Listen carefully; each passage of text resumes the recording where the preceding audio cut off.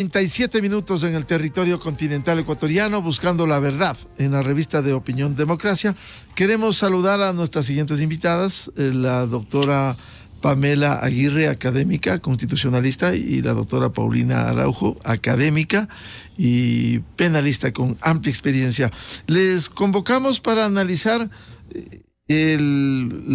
temas vinculados con la justicia, y uno de ellos, en coyuntura, lo que sucediera este lunes. Se ha declarado una audiencia fallida por el caso de Leonidas y el procesamiento de Leonidas Issa, que invocaremos siempre el debido proceso del derecho a la defensa, pero que no queden los responsables, los que fueren, no puede haber más impunidad en el Ecuador si son responsables precisamente.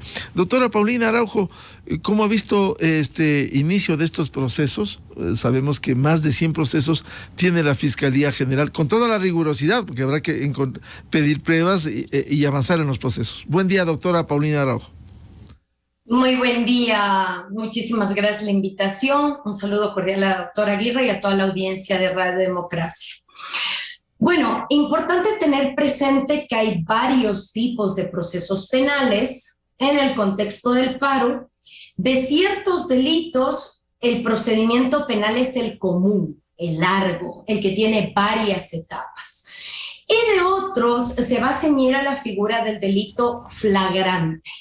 Cuando estamos ante un delito flagrante, que es aquel cometido frente a dos o más personas, aquel en el cual a la persona le persiguen por el cometimiento del delito por un transcurso máximo de 24 horas, o aquel en el cual se le encuentra a la persona con las huellas, instrumentos propios del delito, ahí procede a aplicar lo que se llama el procedimiento directo.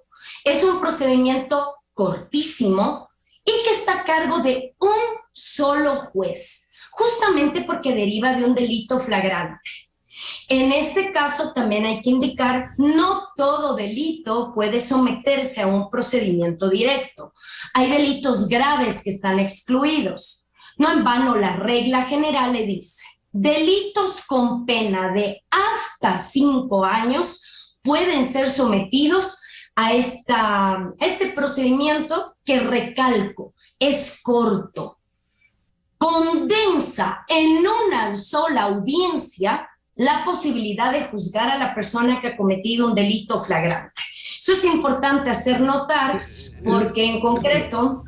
Si me permite, doctora Paulina Araujo, a ver si didácticamente nos describe, para fines de entendimiento, ¿qué es un delito flagrante para que se acoja a un proceso, un procedimiento corto? Por favor. Es lo que le he indicado. El delito flagrante está definido en el artículo 527 del Código. Primera idea, la más obvia. ¿Cuándo se comete un delito en presencia de una o más personas? Segundo, ¿cuándo también estamos ante un delito flagrante? Cuando se descubre a la persona inmediatamente después de la comisión del delito y siempre que exista una persecución ininterrumpida desde que se lo comete hasta que se aprehende a la persona en 24 horas. Y finalmente también hay delito flagrante cuando se le encuentra a la persona con armas, instrumentos, el producto del delito, huellas o documentos relativos a la infracción recién cometida. En palabras claras, delito flagrante es cuando usted constata de manera directa quién está cometiendo el delito. Le encontró con las manos en la masa, si es que usted quiere verlo. O sea, el delito queda totalmente claro a los ojos de las personas que constatan que ha sido cometido. Y por eso se somete a un procedimiento corto.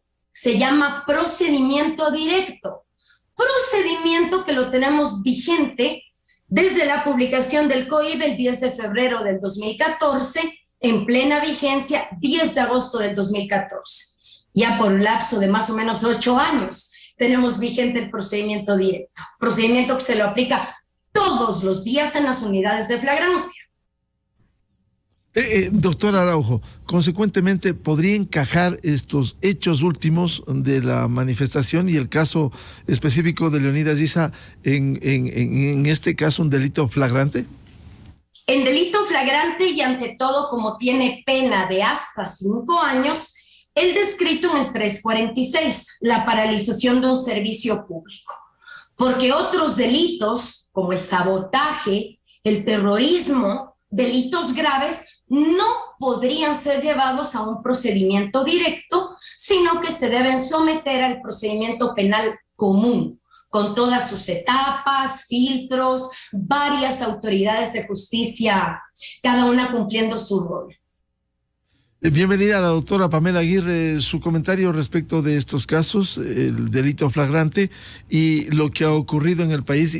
Hay más de 100 procesados precisamente por los hechos violentos, lamentables que el Ecuador vio. Buen día.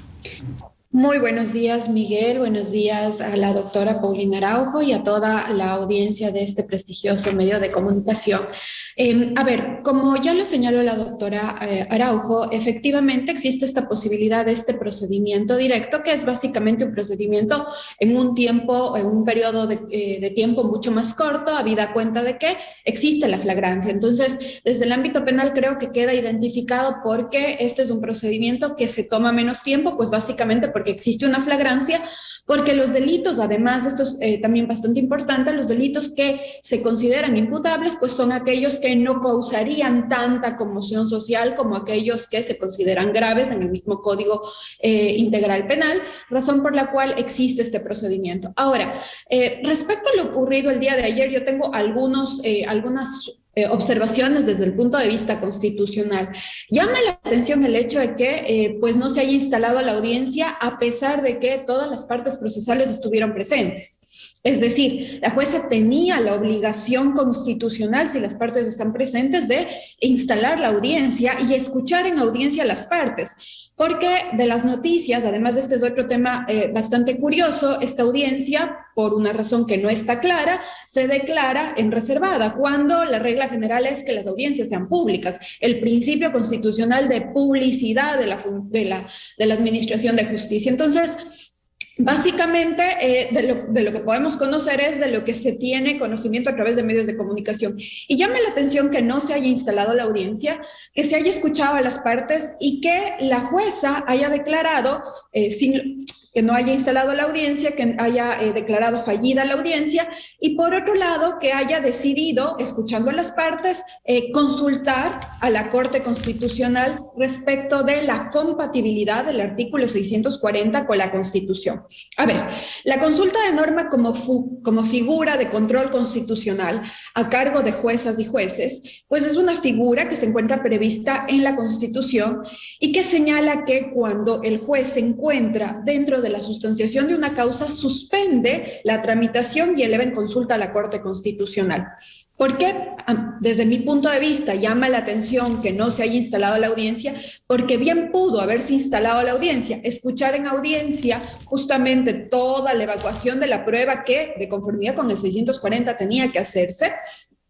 Y eventualmente sí se consideraba que los 15 días, porque además del 640, y en esto me sabrá tal vez corregir la doctora Paulina Araujo, pero el 640 establece que durante la audiencia inclusive se puede suspender por 15 días cuando existen nuevas pruebas. Entonces, ciertamente llamaría la atención por qué la jueza considera que tal vez esta norma no es constitucional o tiene algún problema de compatibilidad con la Constitución por el periodo muy corto de tiempo en el que se sustancia.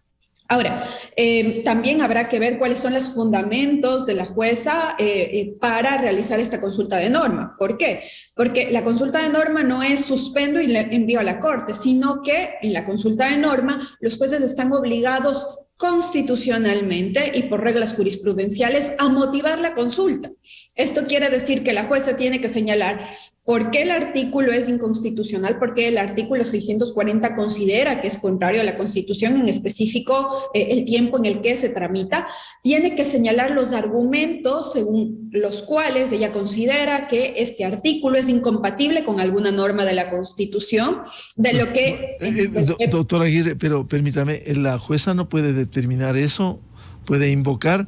Quien finalmente resuelve la constitucionalidad o inconstitucionalidad debiera ser la Corte Constitucional. Efectivamente, Miguel, pero lo que tiene que hacer la jueza es motivar por qué considera que es inconstitucional. Porque recuerde usted que ella está suspendiendo la tramitación de una causa que no es cosa menor. Es decir, ella está dejando de resolver una causa porque encuentra que posiblemente el 640 es inconstitucional.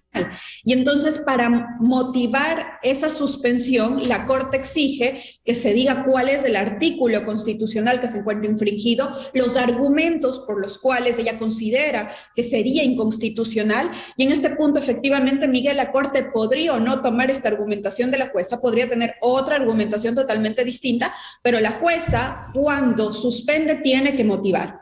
Y finalmente, un punto que es crucial dentro de la consulta de norma es que los jueces tienen que además señalar la importancia de la invocación de esa norma en la tramitación de la causa. Porque si esa norma no es fundamental para la tramitación de la causa, tampoco tendría sentido de la consulta. Lo que quiero decir con esto, entonces, tal vez en palabras mucho más sencillas, es que los jueces no pueden, por la simple corazonada, decidir suspender la tramitación de una causa, sino que si consideran que eventualmente existe una inconformidad de una norma infraconstitucional, una ley, un reglamento con la Constitución, tienen que motivarlo y presentar esa argumentación a la Corte Constitucional para que la Corte califique si admite y luego tramite. Porque además luego, y este también es un punto muy interesante que debe tenerse en cuenta, la Corte Constitucional en la tramitación de las causas ha establecido la regla de orden cronológico. Lo que quiere decir entonces es que pues esta causa se tiene que resolver después de todas las que están pendientes en la Corte Constitucional. Habría que entonces también recomendarle a la jueza que cuando emita su consulta pida a la Corte que por ser una causa de trascendencia y de interés nacional se salte el orden cronológico de conformidad con las reglas de su reglamento. Doctora Paulina Araujo, el artículo 640 del COIP, que habla del procedimiento directo, el numeral 6, que se ha invocado desde la jueza, de considerar necesario de forma motivada, de oficio o a petición de parte, la o el juzgador podrá suspender, discrecional, podrá suspender el curso de la audiencia por una sola vez, indicando el día y hora para su continuación, que no podrá exceder de 15 días a partir de la fecha de su inicio. ¿Qué piensa de este argumento de la jueza, doctora Araujo? Mire, en este caso, y muy correctamente lo ha hecho notar la doctora Aguirre, a mí me llama la atención muchas cosas, porque el procedimiento directo no es que se inventó ayer y se lo aplicó al señor Issa. No sé, siempre vienen este tipo de alegaciones luego porque es persecución, se quiere criminalizar la protesta, cuando esto ha estado vigente años. Y quienes litigamos en el ámbito del derecho penal, yo me pregunto, a ver si el día que me señala una audiencia como abogada, llego a indicar, no, mire qué pena, no me gusta el plazo, es muy corto el plazo del procedimiento directo, consultemos a la Corte Constitucional porque a mí no me gusta, a ver qué es lo que me dicen. Y eso nos demuestra en el Ecuador que lamentablemente al parecer hay gente que quiere quedar fuera de la normativa que nos rige absolutamente a todos. El numeral 6, que usted correctamente le dio la lectura, que es parte del procedimiento directo, nos está explicando que sí se puede suspender por una sola vez, lo puede hacer la jueza si considera que se tienen que evacuar varias diligencias que yo estimo las pidieron a tiempo los defensores técnicos del señor Issa. Quienes, insisto, quienes hacemos procedimientos directos, estamos litigando en el ámbito penal, es tremendo porque nos toca correr. Por supuesto que es así, justamente porque deriva de una flagrancia. La Corte Constitucional, yo no sé qué es lo que se va a pronunciar, porque al fin de cuentas le va a decir, usted podía suspender porque la norma le permite y no tiene por qué consultarme a mí. ¿Qué duda constitucional reviste leer la ley y que la ley es clara?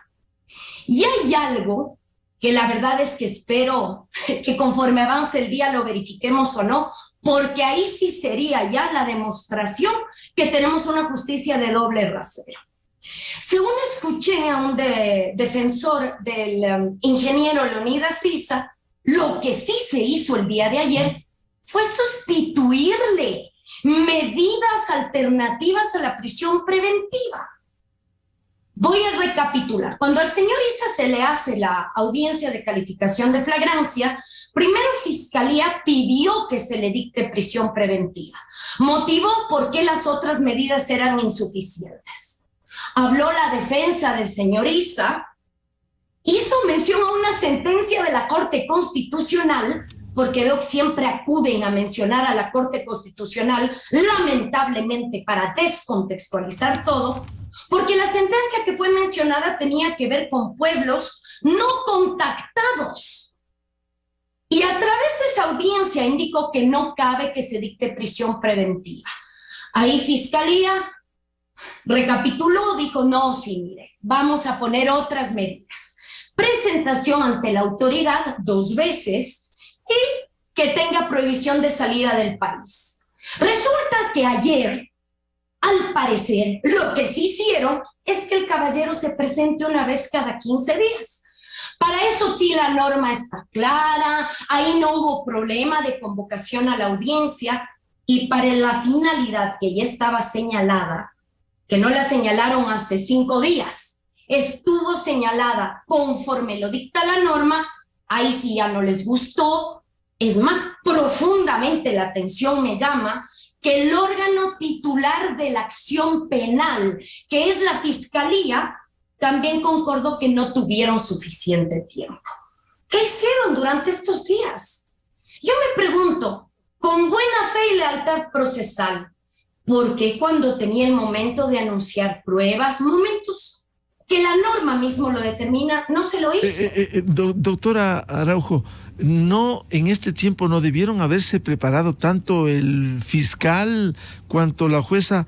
La audiencia no debe realizarse, le pregunto, luego de 10 días de iniciada la instrucción fiscal, y por otro lado, ¿no resulta sospechoso que se suspenda aún por pedido de la Fiscalía? ¿No abona a esa sospecha la decisión de funcionarios del gobierno llamados como testigos de no asistir?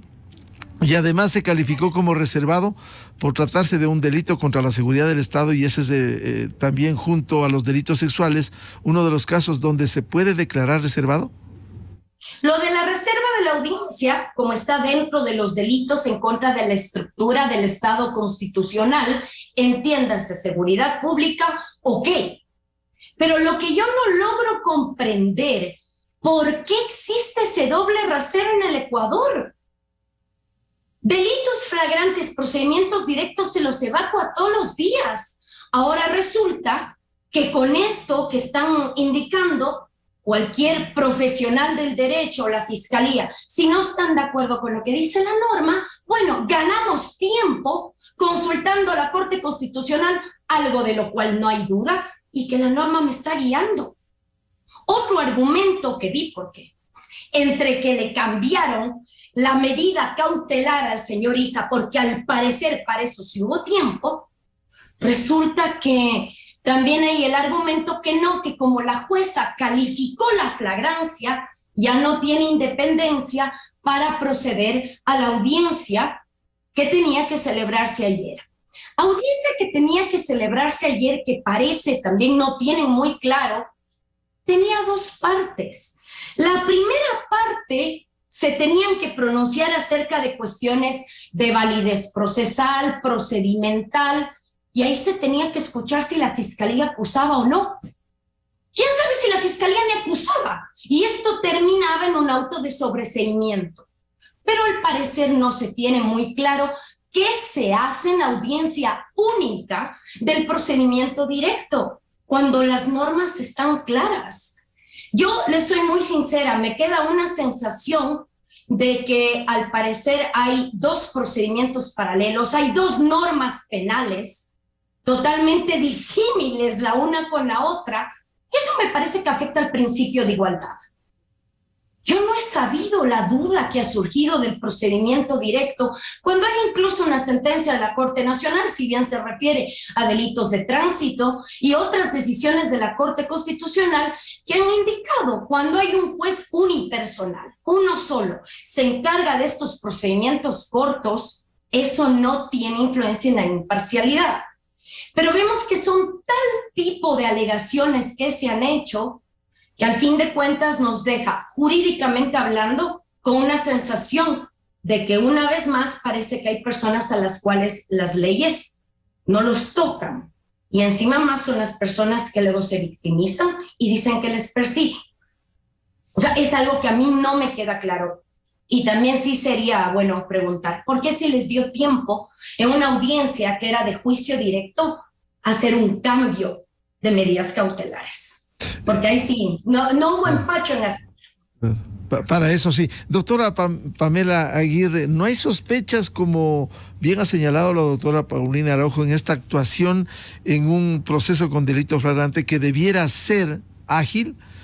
Un procedimiento corto, como decía la doctora Araujo, hay fundadas sospechas, se podría decir, de que esto es parte de presuntos acuerdos debajo de la mesa de lo que ha sucedido durante los últimos días en el país.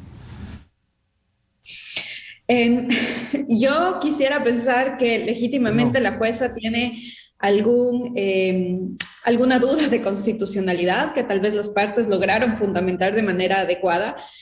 Por eso tal vez, insisto, a mí sí me llama la atención que haya declarado desierta o no instalada la audiencia, más bien dicho, habida cuenta de que inclusive esto era importante que quede sentado en un acta, es decir, los argumentos por los cuales las partes llegan a convencerle a la jueza de que posiblemente la norma tiene algún vicio de constitucionalidad, sí que son importantes que consten en un documento que acredite justamente esta duda que le surge a la jueza en el momento dado. Luego, además, a mí me parece que aquí hay un mal entendimiento de cómo opera la figura, porque de hecho, si lo que pretenden es ganar tiempo para evacuar pruebas, eso realmente no se lo puede hacer, y lo escuché en algunas ocasiones en algunas personas que estaban comentando sobre el tema. ¿Por qué? Porque físicamente el expediente se va a la corte. Ojo, Miguel, es que eso también es totalmente importante que se tenga presente. No es que la jueza va a seguir sustanciando mientras la Corte resuelve sobre la constitucionalidad. No. Lo que tiene que pasar es que la jueza tiene que motivar su consulta y tiene que remitir todo el expediente a la Corte Constitucional. Y si la Corte, doctora Aguirre, y si la Corte Constitucional demora esto, el juicio se paraliza, ¿en qué queda el principio de un delito flagrante, el procedimiento corto? En nada. Bueno, ahí sí hay una salvedad, estimado Miguel, y es que la Constitución dice que si dentro de los 45 días posteriores de realizada la consulta la Corte no se pronuncia, pues efectivamente el juez ahí sí, en este caso la jueza, podría nuevamente empezar a sustanciar la causa, retomar la sustanciación de la causa. Pero aquí hay una serie de incompatibilidades con una sustanciación de un procedimiento expedito. Además, la Corte tiene vasta jurisprudencia sobre la deferencia legal en la regulación del procedimiento, porque la Corte, tal y como lo ha señalado la doctora Paulina Araujo, sí ha señalado que hay procedimientos en los cuales pues la celeridad vence frente a otros principios del debido proceso. También se ha señalado que el hecho de que existan jueces unipersonales no significa necesariamente que estos puedan vulnerar la garantía de la independencia judicial. Entonces, yo insisto, a mí me gustaría en este punto leer el argumento de la jueza para suspender la tramitación de la causa, y también espero que la Corte le dé un trámite expedito habida cuenta del interés nacional que se tiene sobre estas causas. ¿Por qué? Porque de por medio también está la idea de la administración de justicia. Más allá del resultado, el procedimiento tiene que ser claro, tiene que ser coherente y tiene que cumplirse con la seguridad jurídica. Existen normas previas, claras y públicas que nos las estamos pasando por el gorro, básicamente sin un fundamento real. Entonces, creo que sí sería importante tener presente esta argumentación que la jueza va a realizar, y también cómo va a obrar la Corte, sobre todo saltándose el orden cronológico para resolver esta causa que ciertamente tiene un impacto nacional. Muchas gracias a la doctora Pamela Aguirre. Doctora Paulina Araujo, consecuentemente, ¿una jueza o un juez puede argumentar y decir ese plazo no me gusta, en definitiva, consulto a la Corte Constitucional, ¿en qué queda el delito flagrante? ¿En qué queda el procedimiento corto por decisión del juez o jueza, en este caso, de determinar lo que le parezca y no la aplicación del COIB artículo 640, perdón? Bueno, pienso que en este caso no tanto fue que la jueza decidió, sino que le piden. Ya. Que como no hay tiempo, el plazo es muy corto, no pudimos cumplir con lo que dice el numeral 4. Les dieron 20 días dentro de los cuales se podrán solicitar tanto por fiscal como por la parte a la cual se le calificó la flagrancia, las diligencias y actuaciones necesarias. Pero no necesariamente la jueza podía acoger ese planteamiento. Yo soy muy sincera, si en Quito nos vamos a un procedimiento directo en flagrancia y yo le salgo con esa gracia a un juez, le digo, no, mire, tuve poco tiempo, muy cortito, no me gusta el procedimiento directo, me parece injusto y le puedo hacer alegaciones teóricas. ¿Usted qué cree que me van a decir? La norma es clara, la norma está vigente. Si usted no fue lo suficientemente prolijo para acelerar y pedir las diligencias de su cliente, pena, penita, pena. Es más, la fiscalía saltaría hasta el techo al decir, lea la norma es clara. El procedimiento directo no lo inventamos ayer y deriva de una ya dada calificación de flagrancia. Y no conforme con eso, imagine que yo no estoy de acuerdo con un plazo. Bueno, es la ley aprobada, la ley que está vigente. Y luego propicio desgastar la administración de justicia para que se haga una consulta al órgano máximo de interpretación constitucional, cuando la norma gramaticalmente está clara. Yo me pregunto con esto, ¿acaso por principio de igualdad no podríamos prácticamente declarar nulo el 99.9% de procedimientos directos? Porque no faltarán quien diga, no, mire, en mi caso también, muy corto, no me gusta. Yo no puedo una norma generalmente obligatoria, hacerla tan maleable como para que se aplique ad hoc a una persona con argumentos traídos de los cabellos. Yo insisto, si se daba la audiencia, si verificaban que faltan evacuarse diligencias, la jueza podría suspenderla. ¿Y con cuánto tiempo? No puede exceder el tiempo de 15 días a partir de la fecha del inicio. Que tienen que acelerarse las diligencias, sí, es la naturaleza misma del procedimiento directo. Eso toca a todos los ecuatorianos sometidos a este procedimiento. Y hasta donde tengo entendido, la persona que está siendo procesada aquí es ecuatoriana, le rige el Código Orgánico Integral Penal.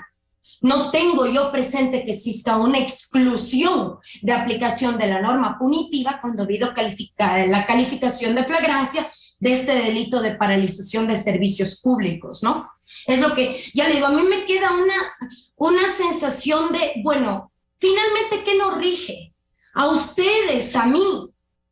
Si nos procesan por algo, ¿de qué sirve la norma? Si al parecer hay 1001 mecanismos como tratar de dilatar algún proceso o distraer la atención, cuando hacer eso es desgastar los órganos públicos. Es poner otro procedimiento adicional al despacho cronológico en la Corte Constitucional con algo que a mi criterio está claro. Insisto, o sea, yo la verdad en este punto, si usted me pregunta procedimiento directo, delito flagrante, está en la norma, así se evacúan todos los días en las unidades de flagrancia. Y aquí tenemos algo sui generis, que la verdad no sé en qué derive, no sé qué finalidad tenga, pero yo pienso que incluso la interesa más elemental de una persona, si está sometido a los órganos públicos, es respetar las reglas. Es más, aún asumiendo que esto derive en una decisión, y así es que se llega a dar algún día la audiencia, luego tiene recursos, puede apelar la persona si no está de acuerdo, pero si ni este proceso directo lo permiten avanzar, entonces sí nos queda la sensación que personas que por un lado indican, ejercen el derecho a la protesta, luchan por intereses legítimos, son la voz de un sector de la sociedad. Por el otro lado, parece que siempre buscan la manera de quedar fuera del control de la normativa. Y ahí hay una tremenda contradicción, ¿no? Claro, se podría decir, doctora Paulina Araujo, que hay una sospecha fundada, esto no está en el COIP, no está en nada, una sospecha fundada de que algo que no es claro está de por medio. Quizás faltó solo lo que en los procesos de octubre de 2019 se dijo que me notifiquen en mi idioma nativo después de que se insultó, se persiguió, se hizo arengas en el idioma castellano y se argumentó para el proceso penal que no le han convocado con notificación en el idioma nativo. Es decir, ¿fundadas sospechas de esto, doctora Araujo? Y más allá de sospechas, ese fue un hecho que se dio. Como también fue un hecho que la Asamblea en Congo dio amnistías. Porque al parecer cuando ya se pasa el filtro de los procesos, luego viene la parte política del perdón y olvido. De ahí que yo encuentro esa contradicción que duele, ¿no? Quienes estamos en el mundo jurídico. Que por un lado se dicen defensores de la sociedad, pero por otro desprecian las normas que están vigentes y al fin de cuentas sí demuestran ese desprecio profundo al someterse a las reglas de conducta que tenemos vigentes. Claro. Si no les gusta el procedimiento directo, bueno, proponga una acción de inconstitucionalidad para que lo quiten del COI. Mientras esté vigente, respételo. Casi 8 años tenemos vigente esto. Es el día a día de la unidad de flagrancia. Ahora resulta que si a los abogados, a la defensa no les gusta el plazo, bueno, a colapsar la Corte Constitucional para ver si es que les otorga más o menos plazo. ¿Qué pasaría si les dice está claro y el plazo se debió cumplir? Pero como están en la espera del tiempo de la Corte, usted ve, nos dejan en el limbo y nos dejan con esa sensación de que una vez más la justicia no está a la altura de que conductas que deberían ser reprochadas, ¿y por qué? Porque constan en la norma, se queda en el aire. Y al parecer sí hay privilegios, aunque se dicen ser víctimas, para personas para que la cobertura de la ley, a través de argumentos bastante forzados, quedara al margen. Y eso no está bien. Eso es destrozar el Estado de Derecho. Eso es desmerecer que hay un mínimo de reglas a acatar que están claras, pero al parecer no le gusta a alguien, entonces tiene que utilizar todas las vías para, vaya a saber qué, quedar fuera del radar de algo por lo que eventualmente sea el señor Issa, o sea, la persona que sea, instalado un proceso directo o común, si se llega a probar que son responsables del delito, tendrán que responder. Es más, yo asumo, es lo que se espera como principio básico, ¿no? En un Estado democrático regido por normas, no por argucias. Volvemos al punto, en el Ecuador las leyes se acatan pero no se cumplen. Qué pena, pero esa es la realidad y que debiera ser para todos los ciudadanos comunes y corrientes. Muchas gracias por el aporte para explicarnos muy bien, doctora Paulina Araujo, y a la doctora Pamela Aguirre, de este caso del procesamiento en delito flagrante, proceso corto que se alarga en el caso de Leonidas Issa. Muchas gracias, doctora Paulina y doctora Pamela, por su ilustración en este tema tan importante. Muy amables. Un muy buen día. Muchas gracias.